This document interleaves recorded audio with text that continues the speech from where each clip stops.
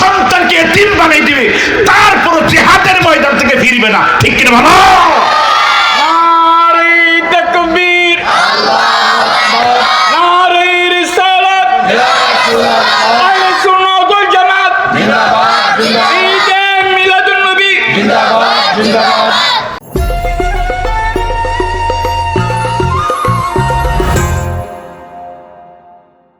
মুসলমানদের ইতিহাস রক্ত দিয়ে লেখা।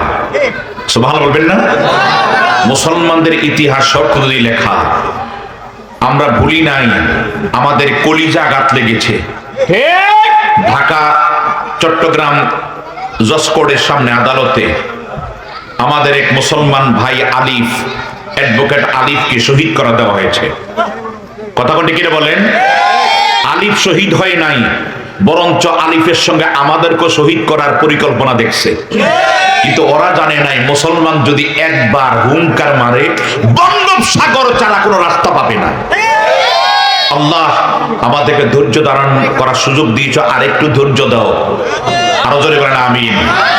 আমরা শুধু আইন কি করে এটার অপেক্ষায় আছি, আইনের প্রতি শ্রদ্ধা রেখে অপেক্ষায় আছি। আমরা রক্ত দিয়ে এই জায়গায় এসেছি, আমাদের পূর্বপুরুষরা রক্ত দিয়ে জায়গায় এসেছে। তারা কই, শাহজালাল বাবার বাড়ি কোথায়, আসছে কোথায়? কথা বলে কিনে বলেন? আমরা সব হারাইতে পারি, কিন্তু ইসলামকে আমাদের প্রয়োজনে তাজা রক্ত দিয়ে আমরা লাল কালিমা লিখে দেব, তারপর ইসলামকে হারাইতে পারি না। আল্লাহ পাক যেন আমাদেরকে বুঝদান করে। সবাই বলেন আমিন। আমার মদিনার কামলিওয়ালা দয়াল নবীদের কাছে যখন চিঠিটা আসলো, নবীজি ফরমান 2 লক্ষ কাফের একত্রিত হয়েছে আমাদের সঙ্গে যুদ্ধ করার জন্য। তোমরা যাইবানি? তোমরা কেমনে যাইবা? তোমরা তো কারা আসো, কে যাইবা যুদ্ধ করার জন্য? তারা 2 লক্ষ কাফের একত্রিত হয়েছে মুতার ময়দানে। বুখারী শরীফ কিতাবুল মাগাজিতে এসেছে। এই টাইমে আমার দয়াল নবী মুখটা মলিন করে কয়, আসনি তোমরা যুদ্ধ করার মতো? আমার নবীজির সামনে সবাই বলে, হুজুর আমরা গাজী না হতে পারি, শহীদ তো হতে পারবো, আমরা রাজি আছি, রাজি আছি, আমরা চলে যাব। আমার নবীকে যারা সুস্থ আছে গণনা করো কয়জন। এবার গনতে গনতে গনতে গনতে মাত্র পাইলেন 3000। কয় হাজার? হে আমার জ্ঞানী গুণী ভাই বাবারা রে, মুসলমান পাইলেন মাত্র 3000। কাফের কয় লাখ? আপনারা 2 লক্ষ, কাফের কয় লক্ষ? একটু ওয়াজ মনে রাখেন। ওই যে হুজুর বলছে খালি আপনারা শুইনা গেলে হবে না, আমল করতে হবে। আমার এই ঘটনার থেকে শিক্ষা যা আসবে সেটা আমল করতে হবে। বলেন আমিন। 2 লক্ষ কাফেররা মুতার ময়দানে আসতেছে। বায়াদানো বাজানো, মুসলমানরা মাত্র 3000, 30,000 না, মাত্র 3000। কয় হাজার? 3000 আর 2 লক্ষ। সুবহানাল্লাহ বলবেন না? আমার নবীজি একটা ডাক দিয়া কয়, সাহাবীরা রে তোমরা যাইবা কিনা? সাহাবীরা বলল, নবী গো আপনি যদি ইজাজত দেন আমরা 3000 নয়, 3 জনে তাদের সঙ্গে যথেষ্ট। মুসলমান পিছপা হতে জানে না, মুসলমান পিছপা হতে জানে না, কারণ মুসলমান শাহাদাতের নিয়ত করেই ময়দানে যায়। জোরে কোন সুবহানাল্লাহ। আমার নবী বললেন, ঠিক আছে তোমরা রেডি হও। 3000 যুদ্ধের পোশাক পরলেন।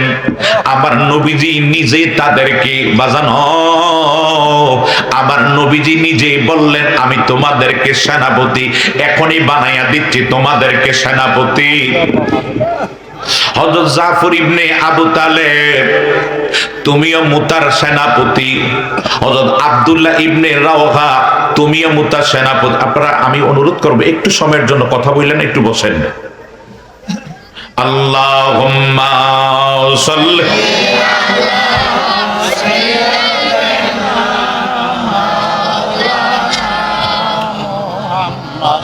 وعلى آل سيدنا مولانا اللهم صل على سيدنا مولانا محمد মুহাম্মদ ওয়া আলা আলি সাইয়্যিদিনা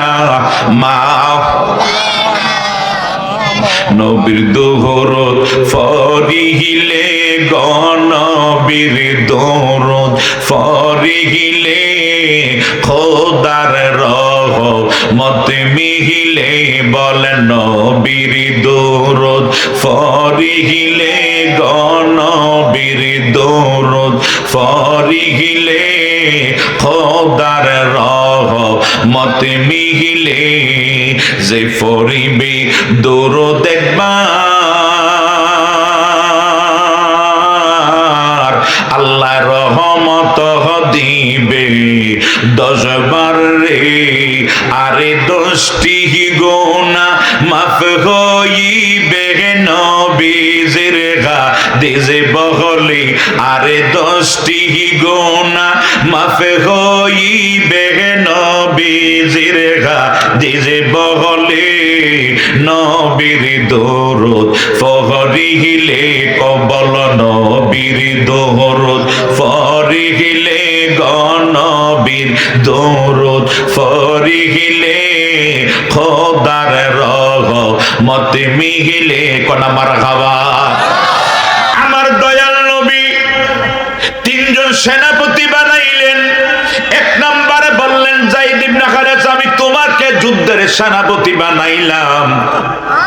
বলে হুজুর আলহামদুলিল্লাহ আমি রওনা দিই, আমার সৈন্য নিয়ে রওনা দিই। আমার মদিনার কামলিওয়ালা নবীজি ডাক দিয়া কয় না না না এখনই যাইও না। এক সময় যুদ্ধ করতে করতে করতে করতে করতে করতে আমার প্রাণাদি সাহাবী যায়েদ যখন শহীদ হইয়া যাইব আমি দ্বিতীয় সেনাপতি বানাইয়া দিলাম হযরত জাফর ইবনে আবু তালেব, আমার নবীজির নিজের আপন চাচাতো ভাই, হযরত আলী রাদিয়াল্লাহু তাআলা আনহুর আপন ভাই। পরে আমি যুদ্ধের সেনাপতি দ্বিতীয় সেনাপতি বানাইয়া দিলাম।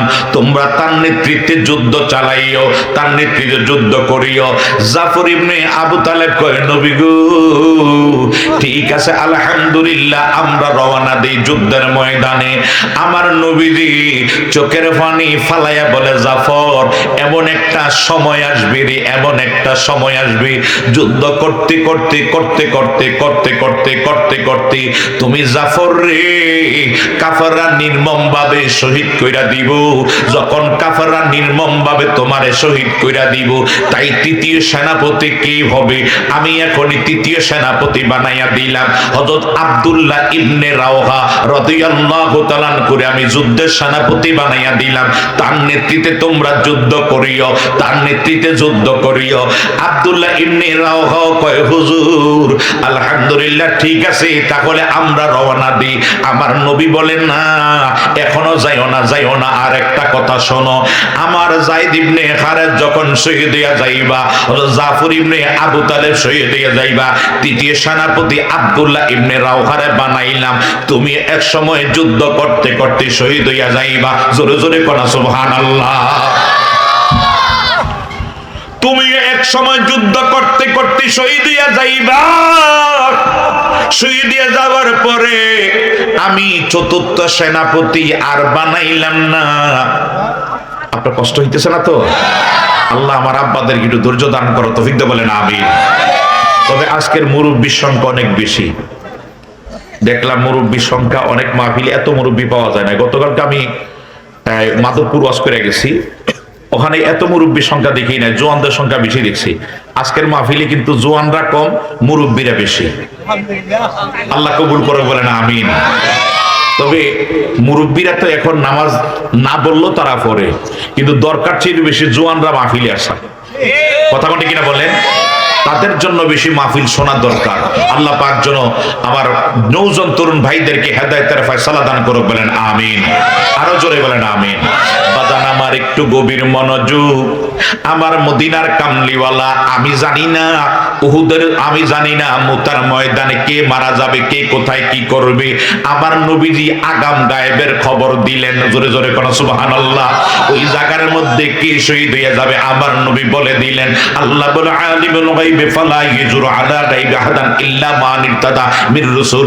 আমি আমার অদৃশ্যের ইলম, গায়েবের ইলম একজনকে দান করি নাই, আহাদান একজনকে করি নাই, তবে ইল্লাহা দান করেছি। কোন বাক্যের মাঝখানে যদি উইথিন লোয়াট বসে, মুনফি বসে, যদি মুনফি উইথিন লোয়াট বসার কারণে, ইস্তেসনা বসার কারণে মুনফি থাকলে মুসবাত হয়ে যায়, নট থাকলে ইয়েস হয়ে যায়, না থাকলে হা হয়ে যায়। উইথিন লোয়াট বসার কারণে, ইস্তেসনা বসার কারণে আল্লাহ ডাক দেখেন, জগৎবাসীরা রে, আমি আমার অদৃশ্যের গায়েবের ইলম একজনকে দান করি নাই, তবে দান করেছি আমার মনোনীত রাসূলকে। সমস্ত মুফাসসির কেরাম একমত, এই রাসূল হলো মুহাম্মদ রাসূলুল্লাহ সাল্লাল্লাহু আলাইহি ওয়াসাল্লাম। সবাই বলেন মারহাবা। আমার রাসূলকে আমি এই গান দিলাম, তবে গায়ব বিজাত আলিমুল গায়বি ফালা ইউজুরু আলা গায়বি আহাদান ইল্লা মান ইরতাদা মির রাসূল। হে আমার জ্ঞানী গুণী সুশীল সমাজ, শুধু তা নয়, আর রহমানু আল্লামাল কোরআন খলাকাল ইনসানা আল্লামাহুল বায়ান, ইয়ানি বায়ানা মা কানা ওয়া মা ইয়াকুন, মা কানা ফাস্ট টেন্স ওয়া মা ইয়াকুন ফিউচার এবং ফিউচার টেন্স, মা কানা জমানায়ে মাজি ওয়া মা ইয়াকুন হালে মুস্তাকবিল, মা কানা অতীতকাল ওয়া মা ইয়াকুন বর্তমান ভবিষ্যৎকাল। অতীতই হয়েছে, বর্তমানই হচ্ছে, ভবিষ্যতে হবে। সব জানার মতো, বুঝার মতো ক্ষমতা আমি আল্লাহ আমার বন্ধুরে আমি নিজেই দান করেছি। জোরে কোন সুবহানাল্লাহ। আল্লাহ গায়েব, আল্লাহ গায়েব বিজাতের মালিক, আল্লাহ নিজে নিজে জানে, কারো থেকে জানতে হয় নাই। আর আল্লাহ গায়েব বিল আতাই আমার নবীরে দান করেছেন। হাবিব আমার, আপনার এই মানে এমন এলেম, এমন গান, এমন ক্ষমতা আমি আল্লাহ আমার হাবিবকে শিক্ষা দিলাম। অতীত বর্তমান ভবিষ্যতে কি হচ্ছে হবে তা বুঝার মতো, জানার মতো ক্ষমতা আমি আল্লাহ দান করেছি। ওই গায়েব, ওই গায়েবটা হলো গায়েব বিল আতাই, আল্লাহ দান করেছেন। জোরে কোন মারহাবা।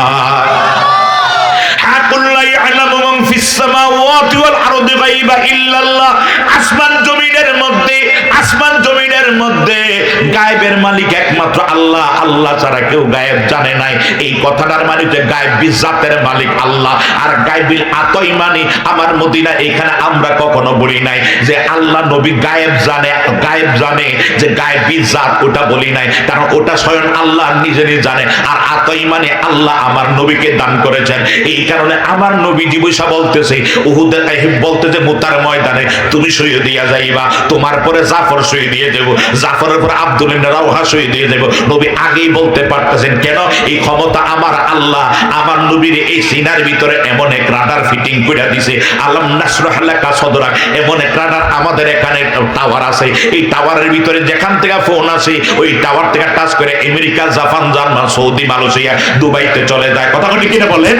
আল্লাহ আমার মদিনার কামলিওয়ালা নবীর এমন এক রাডার ফিটিং করে দিলেন, পৃথিবীর ভিতরে কোথায় কি হচ্ছে হবে সমস্তকে জানার মতো, বুঝার মতো ক্ষমতা আমার আল্লাহ আমার নবীরে দিলেন।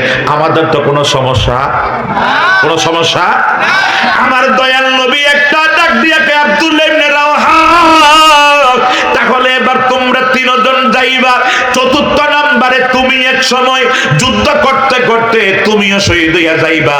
আমি যুদ্ধের সেনাপতি আর বানাইলাম না, আমি তিনজনরে শহীদ ঘোষণা দিলাম। সাহাবীদের মুখটা একটু মলিন হইয়া গেছে, কারণ তিনজন সেনাপতি যদি আগে ঘোষণা দিলেন ওরা শহীদ হইয়া যাবে, তাহলে যুদ্ধের রেজাল্টটা কিটা তো বোঝা যায়। একদিকে কাফের হইল 2 লক্ষ, মুসলমান মাত্র 3000, তাহলে মনে হয় আমরা যুদ্ধ করব ঠিক, না জানি আমাদের যুদ্ধের পরাজয়, জানে আমরা জিততে না পারি। এই অবস্থার ভিতরে সাহাবীদের মুখটা মলিন দেখা আমার নবী বল, তোমরা যে মনে মনে যা যা বলতেছো, জোরে বল সুবহানাল্লাহ। ইন্নী আরাউনা মা লা তারাউনা, ইন্নী আসমাউ মা লা তাসমাউন, আমি যা দেখি তোমরা তা দেখো না, আমি যা শুনি তোমরা তা শোনো না। হে আমার সাহাবায়ে কেরাম, মনে মনে তোমরা যা কল্পনা করো সব আমি আমার কানে শুনি।